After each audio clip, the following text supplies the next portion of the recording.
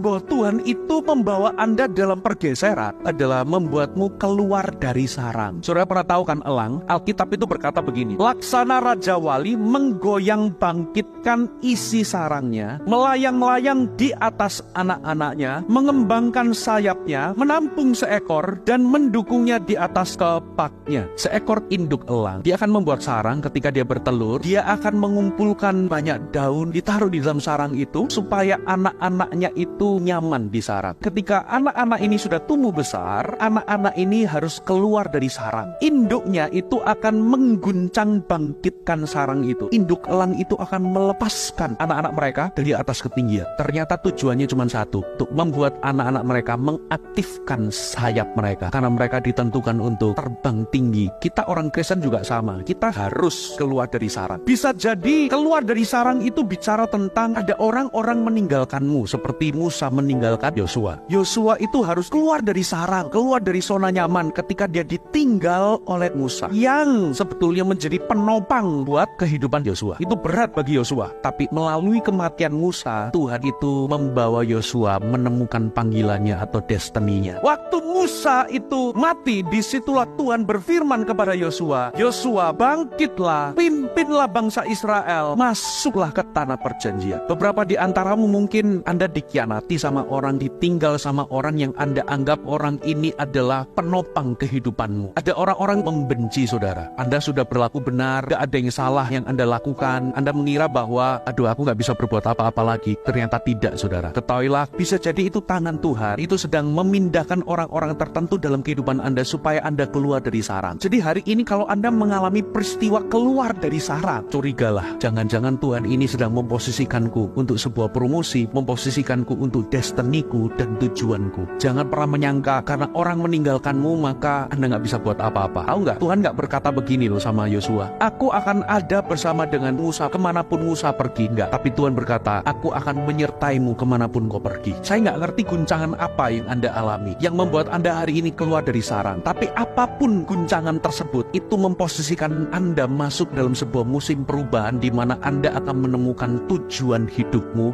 atau destiny.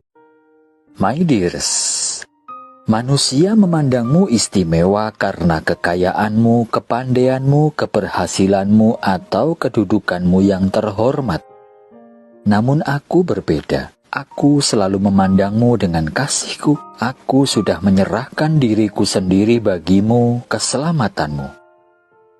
Hari ini, dalam keberhasilanmu atau kegagalanmu, percayalah engkau tetap teristimewa di mataku. Aku mengasihimu, Jesus Christ.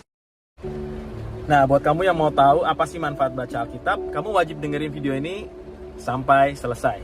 Nah, ternyata ada sebuah organisasi yang namanya Center for Bible Engagement di Amerika Serikat yang melakukan research kepada 40.000 orang dari usia 8 tahun hingga 80 tahun. Dan mereka mendapati ada orang-orang yang baca Alkitab sekali seminggu, 2 kali seminggu, 3 kali seminggu, dan 4 kali seminggu. Nah, yang menariknya, mereka mendapati hasil bahwa orang-orang yang baca Alkitab sekali seminggu atau 2 kali seminggu tidak menimbulkan efek yang signifikan dalam hidup mereka. Buat mereka yang baca Alkitab 3 kali seminggu, ada dampaknya, ada pengaruhnya, tapi belum terlalu besar. Tetapi saat mereka menemukan data orang-orang yang membaca Alkitab 4 kali seminggu, ini yang terjadi. Perasaan lonely atau kesepian turun sebanyak 30%. Ya, lalu kemudian rasa marah, emosian, temperamen tinggi bisa turun sebanyak 32%. Kepahitan, kekecewaan dalam hubungan bisa turun sebanyak 40%. Alkoholisme atau kecanduan alkohol bisa turun sebanyak 57%. Saya percaya nggak cuma alkohol, tapi kecanduan rokok, pornografi, dan yang lainnya bisa turun sebanyak ini atau 57% waktu baca Alkitab 4 kali seminggu. Dan perasaan stagnan secara rohani, perasaan tidak bertumbuh secara rohani bisa turun sebanyak 60%. Nah, jadi jangan buru-buru mau pindah gereja.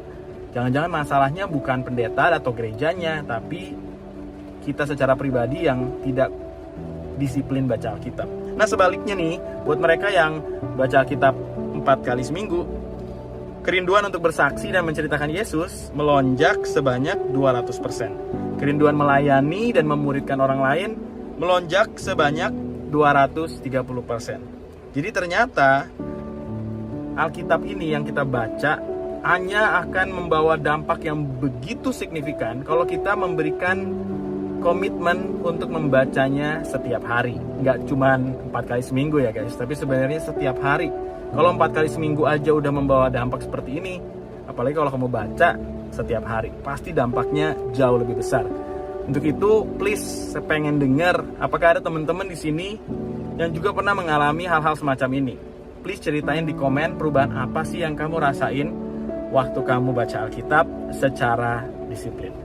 Hopefully you are blessed, and jangan lupa untuk share ke teman kamu yang perlu dengar. God bless you.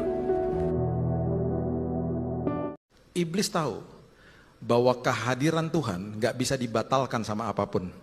Karena dia selalu ada dan selalu hadir dalam hidup kita. Yang dia rusak adalah kita akhirnya mengeluarkan kata-kata dan kita tidak tahu dan kita tidak menikmati hadiratnya Tuhan. Dia selalu hadir.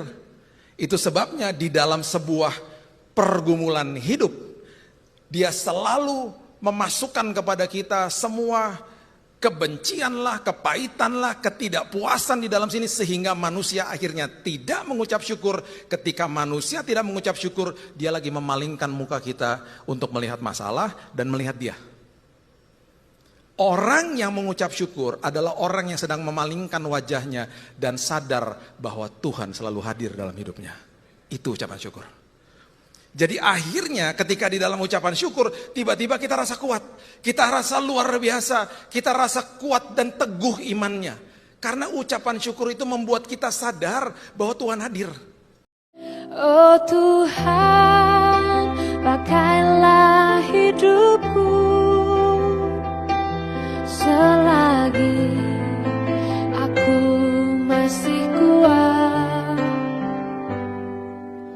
Bila saatnya nanti ku tak berdaya lagi, hidup ini sudah jadi berkah.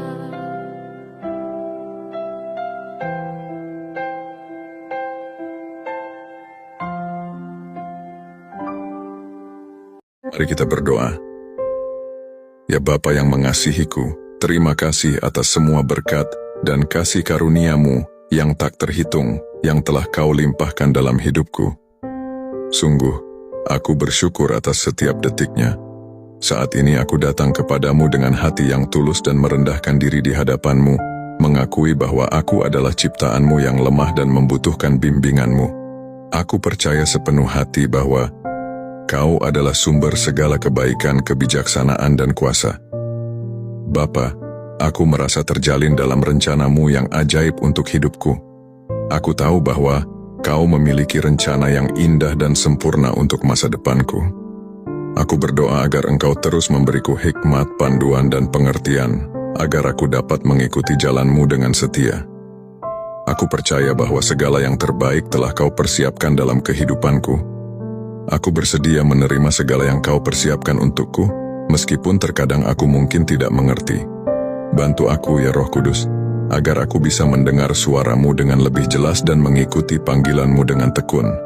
Aku berdoa agar Engkau mengisi aku dengan Roh Kudus-Mu yang kudus dan memberiku anugerah untuk melayani sesama dengan kasih dan kebaikan. Jadikan aku alat-Mu ya Tuhan, untuk menyebarkan cahaya-Mu dalam dunia ini. Terima kasih Tuhan, karena telah mendengarkan doa ini. Aku tahu bahwa Engkau adalah Allah yang setia dan baik. Aku meletakkan segala harapanku dalam-Mu, dan aku percaya bahwa Kau akan memberikan yang terbaik bagi hidupku.